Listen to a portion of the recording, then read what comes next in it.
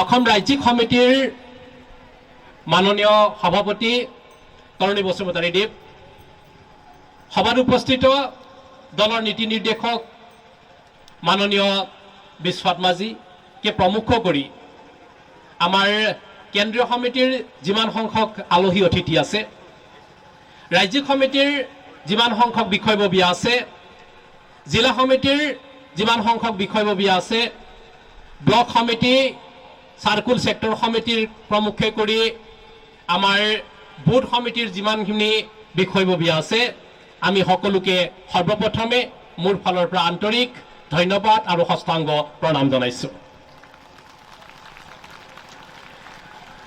এইখিনিতে এটা বিষয় হল যে এই বিষয়টো আমি কিয় উত্থাপন কৰিব লগা হল, এইটো বহুত বিচৰ্য আৰু চিন্তনীয় বিষয়। অকমান যদি আমি মন নিদিওঁ, বিষয়টো আমাৰ মগজুৰ পৰা আঁতৰি যাব খোজে, কিন্তু অকমান যদি আপুনি মন দিয়ে, বিষয়টো আমাৰ মগজুত লাগি ধৰে। মই সেইসকল ব্যক্তিক শ্ৰদ্ধা জনাইছো, এওঁলোকৰ কুশল বাৰ্তা কুশল মংগল কামনা কৰিছো, যিসকলে নিজৰ সুৰক্ষাৰ কথা নাভাবি নিজৰ পৰিয়াল স্বজনৰ সুৰক্ষাৰ কাৰণে, নিজৰ পৰিয়াল স্বজনক ভৰণ পোষণ দিয়াৰ কাৰণে অসমৰ শিক্ষিত নিবনুৱা, বহিৰাজ্যত লাখ লাখ নিবনুৱা বহিৰাজ্যত কৰ্মৰত, এওঁলোকৰ সুস্বাস্থ্য প্ৰথমতে কামনা কৰিছো। কিয়নো এওঁলোকো যদি নিজৰ ঘৰত যদি মৰ্যাদা সহকাৰে কৰ্মসংস্থান পোৱা হলে, নিজৰ ঘৰখন এৰি নিজৰ পতি, নিজৰ পত্নী, নিজৰ ঘৰ মা দেউতাকে সৰ্বোচ্চ কৰি নিজৰ মৰমৰ ল'ৰা ছোৱালীক এৰি বহিৰাজ্যত কৰ্মৰত হবলৈ এওঁলোক যাব লগা নহলহেঁতেন। গতিকে এওঁলোক য'ত আছে কুশলে থাকক। আমি 17 নৱেম্বৰ তাৰিখে ভোটাৰ্ছ পাৰ্টি ইণ্টাৰনেশ্যনেলে এওঁলোকৰ কুশল মংগল কামনা কৰিছো। কিন্তু এটা কথা মনত ৰাখিব, এই যে APL আৰু BPL সমাজ, দৰিদ্ৰ ৰেখাৰ সীমাৰেখাৰ তলৰ আৰু দৰিদ্ৰ ৰেখাৰ সীমাৰেখাৰ ওপৰৰ, এই APL আৰু BPL সমাজ পূৰ্বৰ পৰাই ভাৰতৰ স্বাধীনতাৰ আগৰ আৰু স্বাধীনতাৰ পিছত কোনো দিনাখন এওঁলোকৰ ন্যায়ৰ কথা কোনেও চিন্তা কৰা নাই। আপোনালোকে ভাবি আচৰিত হ'ব, জাষ্ট অকমান মন দিব, কেনেকে সেই বিষয়টো আমাক ডিপ্ৰাইভ কৰি চলিছে, সেই কথাটো আপোনালোকে গম পাব। কাৰণ এইসকল সমাজ যুগে যুগে বঞ্চিত আৰু অৱহেলিত। সেইকাৰণে অৱহেলিত যে স্বাধীনতাৰ আগৰ আৰু পিছৰ এওঁলোক না ব্যৱসায় বাণিজ্যত আছে, না চাকৰি বাকৰিত আছে, না ভাল চৰকাৰী পদবীত আছে, না সাংসদ আছে, না বিধায়ক আছে, না এওঁলোকৰ কিছু নাই। এওঁলোকে মাত্ৰ মানৱ জনম লোৱাৰ নামত জনম লৈছে আৰু বহুত ত্যাগ কষ্ট পৰিশ্ৰমৰ জৰিয়তে সংসাৰখন পুহিছে আৰু বয়স আৰু সময়ৰ আগতেই এই পৃথিৱীৰ পৰা বিদায় মাগিব লগা হৈছে। সেই কাহিনীটো, সেই কাৰণটো কিয় হৈছে? মাত্ৰ অসমতে নহয়, অসমৰ যিমানবিলাক নিবনুৱা সমস্যা আছে, এই নিবনুৱা সমস্যাবিলাক সমাধান কৰিবৰ কাৰণে অসমত দল বা সংগঠনৰ কোনো ধৰণৰ কমি নাছিল, অসমত কোনো ব্যৱস্থাৰ কমি নাছিল, অসমত কোনো ধন টকা পইচাৰ কমি নাছিল। মাত্ৰ এটা সুস্থ চিন্তাধাৰা, এটা সুস্থ বিচাৰধাৰা ৰাখিব পৰা এটা ৰাজনৈতিক মঞ্চৰ কমি আমি দেখি পাই আছো। গতিকে বহুত ৰাজনৈতিক মঞ্চ থকাৰ পিছতো, দল সংগঠন থকাৰ পিছতো ভোটাৰ্ছ পাৰ্টি ইণ্টাৰনেশ্যনেলে এই যিটো দল, সেই যিটো সংগঠনে নিজকে অসমত প্ৰতিষ্ঠা লাভ কৰিবৰ কাৰণে সক্ষম হৈছে এটাই কাৰণে, এই যে নিপীড়িত শোষিত বঞ্চিত মানুহবিলাকৰ, এওঁলোকৰ APL BPL মানুহবিলাকৰ এওঁলোকৰ শান্তি, নিৰাপত্তা, মৰ্যাদা, গৰিমা আমি মাত্ৰ ভোটাৰ্ছ পাৰ্টিৰ বাদে কোনো এটা দল আৰু কোনো এটা মঞ্চই ইয়াক উত্থাপন কৰা আমি আজিলৈকে দেখা নাই।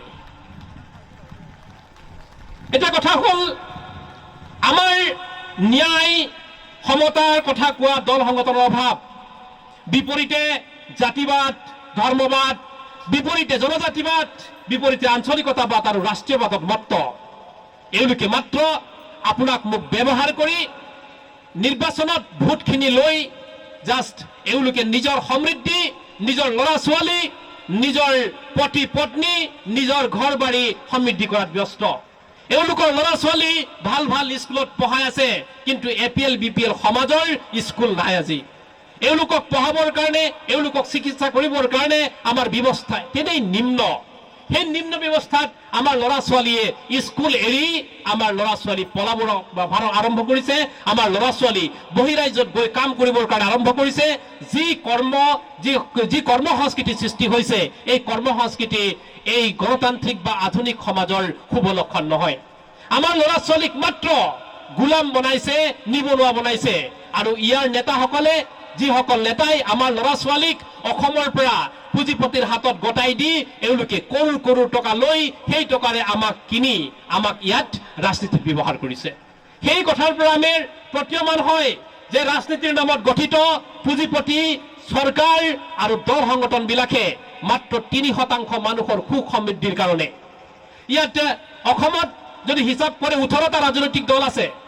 18টা ৰাজনৈতিক দলৰ পৰা কোনেও এপিএল আৰু বিপিএল সমাজ কেতিয়াও উপকৃত হোৱা নাই, আৰু এই এপিএল আৰু বিপিএল সমাজক কেতিয়াও এওঁলোকে উচ্চ স্থান দিয়া নাই, আৰু এই এপিএল আৰু বিপিএল সমাজখনক কেতিয়াও এওঁলোকে নিজৰ দলৰ টিকেট প্ৰদান কৰা হোৱা নাই। কংগ্ৰেছে আজিলৈকে এপিএল আৰু বিপিএলক কোনো ধৰণৰ টিকেট প্ৰদান নকৰিলে। বিজেপি আজিলৈকে এপিএল আৰু বিপিএলক কোনো ধৰণৰ টিকেট প্ৰদান নকৰিলে। এই সৰু সৰু আঞ্চলিক দলবিলাকেও এওঁলোকৰ বাটৰ পম খেদি কোনো দিনাখনেই আমাৰ এপিএল আৰু বিপিএলৰ পৰা কোনো কালেও কেতিয়াও টিকেট প্ৰদান নকৰিলে। এটা যদি হিচাপ চাওঁ, অসমত বিধানসভাৰ আসন কিমান? অসমত বিধানসভাৰ আসন হৈছে 126খন। 126খনত যদি এইখন দেশত গণতন্ত্ৰ চলিছে, তেনেহলে বেছি সংখ্যা মানুহৰ কাৰ? বেছি সংখ্যা মানুহৰ এপিএল বিপিএল নিপীড়িত শোষিত বঞ্চিত মানুহৰ সংখ্যা বেছি। 97 জন শোষিত বঞ্চিত নিপীড়িত মানুহ আছে, 3 জন সমৃদ্ধিৰ মানুহ আছে। কিন্তু অসম বিধানসভাত এপিএল বিপিএলৰ কোনো এজন বিধায়ক এই অসম বিধানসভাত নাই। আছেনে? 126 জন ধনিক শ্ৰেণীৰ মানুহ আছে, কিন্তু 3% যদি এওঁলোকক ৰিজাৰ্ভেশ্যন কৰে 126টাত মাত্ৰ 4টা বিধায়ক থাকিব লাগে ধনিক শ্ৰেণীৰ, আৰু বাকী 122 জন আমাৰ নিপীড়িত শোষিত বঞ্চিত মানুহ থাকিব লাগে। কিন্তু আজি 126 জনেই এই সমৃদ্ধ পৰিয়ালৰ ধনিক পুঁজিপতিৰ মানুহ, আৰু এই 97% শোষিত বঞ্চিত নিপীড়িত এপিএল আৰু বিপিএল পৰিয়ালৰ এজনো সাংসদ নাই, এজনো বিধায়ক নাই, এজনো ভাল অফিচাৰ নাই, এজনো মন্ত্ৰী নাই, এজনো ভাল ব্যৱসায়ী নাই। কোনো ধৰণৰ এজনো এই 97% মানুহক এওঁলোকে ডিপ্ৰাইভ কৰি মাত্ৰ ব্যৱহাৰহে কৰি আছে, তাৰ বাদে আমাক একো কৰা নাই। তেনেহলে চিন্তা কৰক, আমি যদি সংখ্যাত বেছি আছিলো, এইখন দেশত যদি গণতন্ত্ৰ চলি আছে, তেনেহলে আমি কি কৰা উচিত? আমাৰ প্ৰশ্নটো হল এইটো, আমি বৰ্তমান কি কৰা উচিত? যদি আমি সেই ব্যৱস্থাকে যদি মানি লওঁ, তেনেহলে আমি গোলামী স্বীকাৰ কৰিছো। অশোকে এটা কথা কৈছিল যে স্বাধীনতা কেনেকৈ পাব তাক প্ৰথমতে চিন্তা কৰাতকৈ আমি গোলাম কেনেকৈ হলো তাক যদি আমি প্ৰথমে চিন্তা কৰো, তেনেহলে অটোমেটিক স্বাধীনতাৰ ৰাস্তা খোলা যাব। আপোনালোকে চিন্তা কৰক, সেই কথাটো অশোকে এনেই কোৱা নাই। অশোকে এইকাৰণে কৈছে যে আমি স্বাধীনতা কেনেকৈ পাম সেইটো চিন্তা কৰাৰ আগতে আমি গোলাম কেনেকৈ হলো তাক যদি একবাৰ চিন্তা কৰে, তেনেহলে গোলামী হোৱাৰ যিটো হিপানাল যদি ধৰে, তেনেহলে স্বাধীনতাৰ ৰাস্তা নিজে নিজে ওলাই যাব। সেইকাৰণে আমি কি কৰা উচিত? এতিয়া প্ৰশ্ন হল, আমি প্ৰতিৰোধ গঢ়িব লাগিব। আমি কি প্ৰতিৰোধ কৰিব লাগিব? আমি প্ৰতিৰোধ গঢ়িব লাগিব। আমি এইসকল নেতাৰ বিৰুদ্ধে প্ৰতিৰোধ গঢ়িব লাগিব, যিসকলে অসমখনক লেবাৰ যোগান ধৰা কৰ্মচাৰী বা কৰ্মী যোগান ধৰা এটা ৰাজ্য হিচাপে পৰিগণিত কৰাইছে। এইসকল নেতাৰ বিৰুদ্ধে আমি অৱস্থান ল'ব লাগিব। লাখ লাখ পুঁজিপতিৰ বিৰুদ্ধে আমি লাখ লাখ মানুহবিলাকে অৱস্থান ল'ব লাগিব, আৰু এওঁলোকক কি কৰিব লাগিব? এওঁলোকৰ ব্যৱস্থাৰ বিৰুদ্ধে যুঁজিব লাগিব। এপিএল বিপিএল আৰু আমাৰ সমাজত যিখিনি নিপীড়িত শোষিত বঞ্চিত এইসকলক মুক্তি দিয়াৰ স্বাৰ্থত আপুনি দাসত্বৰ বিৰুদ্ধে আমি যুঁজিব লাগিব, আৰু এই দাসত্বৰ পাত পুৰা শিক্ষা ব্যৱস্থাৰ বিৰুদ্ধে আমি যুঁজিব লাগিব। সংখ্যাত আমি 93, কিন্তু এই 3% মানুহে আমাক কেনেকৈ গোলাম বনাই ৰাখিছে সেইটো আমি দিমাগত ভৰাই ল'ব লাগিব। যদি এওঁলোকক আমি বিৰোধ কৰিব লাগে, তেনেহলে বিৰোধ কৰিবৰ কাৰণে আমি এতিয়া কি কৰা উচিত? সেই কথাটো আমি এতিয়া মনত ৰাখি ল'ব লাগিব। চিন্তা কৰক, তৰণী ছাৰেও কৈ গৈছে, ব্যভিচাৰ আইনৰ দৃষ্টিত আজি শুদ্ধ। যিসকলে আইনখন বনাইছে, কাৰোবাৰ পত্নী কোনোবাই পলুৱাই লৈ যাব পাৰে, তাত কোনো ধৰণৰ কেছ মামলা নহয়। আইনখন কোনে বনাইছে? এই ওপৰত বহি থকা এই 3% ধনিক শ্ৰেণীৰ মানুহে নিজৰ লাভৰ কাৰণে বনাইছে। নিজৰ পত্নীক বেলেগৰ লগত হুৱাই পেলাই সি চাই থাকিব পাৰিবনে? নোৱাৰে। নিজৰ ল'ৰা ছোৱালীক ঘৰত সন্তান জন্ম দিব দি পেলাই এওঁলোকে চাই থাকিব পাৰেনে? নোৱাৰে। কিন্তু এইটো আইন এইখন দেশত চলি আছে যে কাৰোবাৰ পতিয়ে কাৰোবাৰ পত্নীক লৈ গলেও কোনো ধৰণৰ আইনী মামলা নহয়। কোনোবা ছোৱালীয়ে ঘৰত সন্তান জন্ম দি থাকেও কোনেও সোধপোছ কৰিব নোৱাৰিব। কোনোবাৰ সন্তান কাৰোবাৰ স্কুলত যদি নাম ভৰ্তি কৰিবলৈ দিয়ে তেনেহলে তাৰ পিতেকৰ দেউতাৰ নাম সুধিব নোৱাৰিব। এইখন আইন এওঁলোকে বনাই থৈছে এওঁলোকৰ স্বাৰ্থৰ কাৰণে।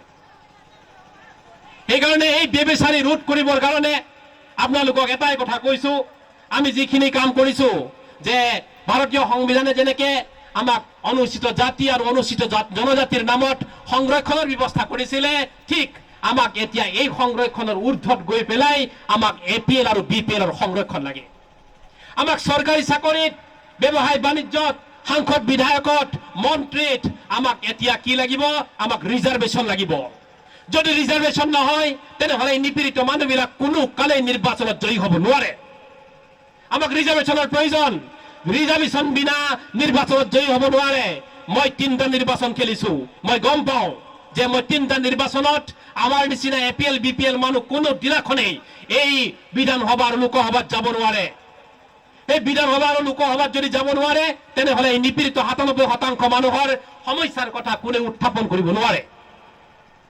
যদি উত্থাপন নহয়, আমাৰ সমস্যাৰ কথা উত্থাপনেই যদি নহয়, তেনেহলে সমাধান ক'ৰ পৰা আহিব? সমাধানৰ ৰাস্তা আমি দেখা নাই।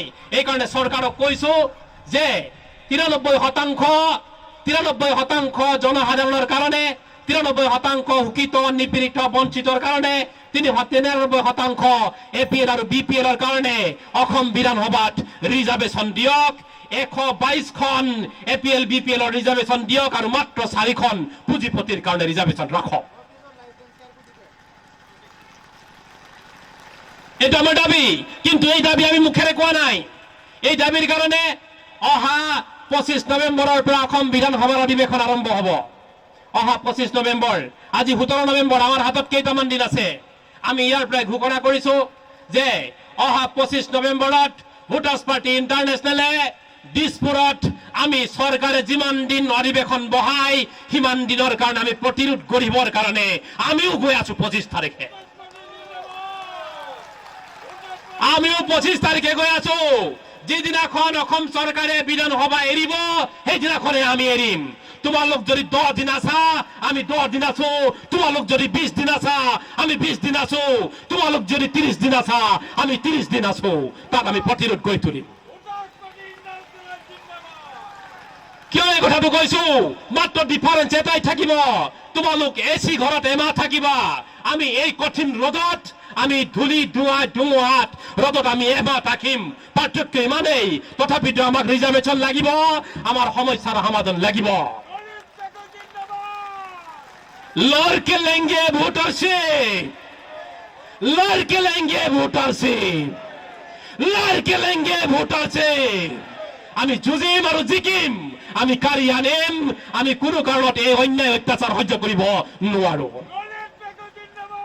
সেইকাৰণে আমি আপোনালোকক কৈছো, আমি অৱস্থান ল'ব লাগিব পুঁজিপাতিৰ বিৰুদ্ধে, আমি অৱস্থান ল'ব লাগিব নেতাৰ বিৰুদ্ধে, আমি অৱস্থান ল'ব লাগিব বজাৰৰ বিৰুদ্ধে, আমি অৱস্থান ল'ব লাগিব যিখন সংবিধানে আমাক সংৰক্ষণ দিয়া নাই তাৰ বিৰুদ্ধে।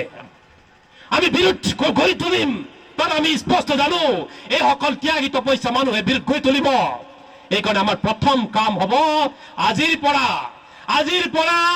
ধনীৰ বজাৰ বেলেগ, দুখীয়াৰ বজাৰ বেলেগ। আজিৰ পৰা ধনীৰ বজাৰ বেলেগ, দুখীয়াৰ বজাৰ বেলেগ। যিসকল ধনীয়ে আমাৰ ভৱিষ্যত খাই আছে, আমাৰ ল'ৰা ছোৱালীৰ ভৱিষ্যত খাই আছে, এই সকল পুঁজিপতিৰ ঘৰৰ পৰা কোনো দিনাখন চামুৰে টুকুৰাও নিকিনো।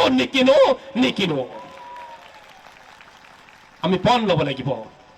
আমাৰ কৰোৰ টকা আমাৰ কৰোৰ টকা চাবোন তেল নিমখ কাপোৰৰ পৰা এওঁলোকে লৈ আছে।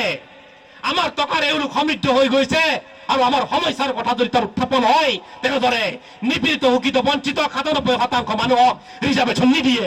কিয় নিদিয়ে? এই ৯৭% মানুহক বিধানসভাত সোমাবলৈ কিয় নিদিয়ে? আপোনালোকে জনতা ভৱনৰ নামটো মুছি দিয়ক, নেতা ভৱন ৰাখক। জনতা ভৱন আমি নিজে খাৰা কৰিম, জনতা ভৱন আমি নিজে খাৰা কৰিম। গতিকে মোৰ এটা অনুৰোধ আছে, অহা ২৫ নৱেম্বৰ তাৰিখে আপোনালোকে দিছপুৰ চলেगा ना। 1 दिन के लिए, 2 दिन के लिए, 3 दिन के लिए, 4 दिन के लिए, 5 दिन के लिए, 6 दिन के लिए सरकार जितना दिन बैठेंगे हम लोग भी इतना दिन बैठेंगे। हर महीने के लिए बैठेंगे, हर महीने जाएंगे, लेकिन हमारा हक और अधिकार वोटरशिप हम लड़के लेंगे। এই কাৰণে মই ভাবো ইয়াৰ বিচাৰধাৰা গান্ধীজীয়ে কৰিব। আজিৰ পৰা মানি লওক পুঁজিপতিৰ পৰা বস্তু কিনা নিষিদ্ধ। চাউল লাগে, তেল লাগে, কাপোৰ লাগে, কি লাগে আপোনালোকে লিষ্ট এখন বনাই পেলাই আমাক দিব। আমার এক্সট্রা আমি ইন্ডাস্ট্রি বহাই দিম, আমার ইন্ডাস্ট্রির প্রোডাকশন হব, আমার পয়সা আমালৈ যাব, আমি জনতা ভবন খাড়া কৰি দিম। সেই জনতা ভবনত সকলোৱে ন্যায় পাব। গতিকে মই বিশেষ বহুত দীঘলকৈ নকওঁ। কি বস্তু আপোনালোকক প্ৰয়োজন আছে লিষ্টখন আপোনালোকে দিব। এই লিষ্ট অনুযায়ী আমি কেনেকে মাৰ্কেট সৃষ্টি কৰিব পাৰো, পুঁজিপতিক আমি কেনেকে বয়কট কৰিব পাৰো, যিটো কাম মহাত্মা গান্ধী কৰিছিল। মহাত্মা গান্ধীয়ে ইংৰাজক পুঁজিপতিক কি কৰিছিল? বিৰোধ কৰিছিল, নিজে কাপোৰ বৈ বেচিছিল, লোন আইন ভংগ কৰিছিল। তহঁতৰ পৰা নিমখ নিকিনো, এমুঠি নিমখত কিমান টকা ইংৰাজে লৈ পেলাই লুটি আছিল। সেইকাৰণে কলা ইংৰাজ বিলাকক ভগাবৰ কাৰণে আমি বজাৰ ব্যৱস্থা বেলেগ কৰিবৰ কাৰণে লৈছো। এইটো আমাৰ ডিউটি হ'ব, পণ হ'ব। এই পণত যদি আমি সাকসেস হ'ব পাৰো আমাৰ বিজয় নিশ্চিত। ধন্যবাদ, মই বিশেষ নকওঁ।